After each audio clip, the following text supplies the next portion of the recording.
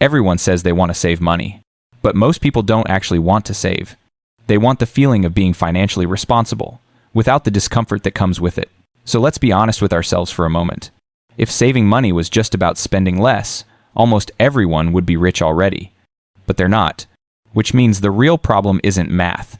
It's psychology. Here's the truth. Saving money feels hard because your brain is wired to care more about the present than the future. Your brain doesn't care about retirement. It cares about relief, comfort, escape, and social approval right now. That's it. That's the real enemy. Not your income. Not your bills. Not the economy. Your brain. Because when payday comes, your brain wants to reward you for surviving the last 2 weeks. It wants to treat yourself. It wants to feel like life is worth living. So it convinces you that a small purchase isn't a big deal. But small purchases stack. Not because of the money, but because of the habit they reinforce. I deserve to feel better right now. That's how people stay broke. And here's the crazy part. When you try to save money, your brain sees it as losing something. If you save $100, you don't feel richer. You feel like $100 disappeared into a void. There's no instant reward. No dopamine. No, look what I got. It's invisible progress. And invisible progress feels like no progress. That's why you avoid it. Now let me call something out. Many people say, I'll start saving when I make more. But if you can't save when you make a little, you won't magically save when you make more. You'll just upgrade your lifestyle and stay broke at a higher level. Because saving is not about the amount. It's about identity.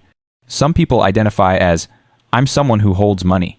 Others identify as, I'm someone who spends money when I have it. Same income. Different identity. Different life trajectory. So how do you actually fix this? Not with budgeting apps. Not with discipline. Not with telling yourself to just try harder. You fix it by changing what saving means in your mind. Right now, you see saving as losing pleasure today to maybe have something later. Flip it. Saving is not losing. Saving is buying back your freedom, your time, your options, your exit from stress, your ability to walk away from jobs, people, and situations that drain you. Saving isn't about money. It's about control. When you spend money, you are paying to feel good now. When you save money, you are paying to not feel trapped later. Which one matters more? Here's a shift that changes everything. Each time you don't spend money, don't tell yourself you missed out. Tell yourself, I just paid for peace. Because that's what saving really gives you: the ability to breathe. The ability to not panic when life hits. The ability to choose instead of react. And peace is worth more than anything you can buy today. Let me leave you with this.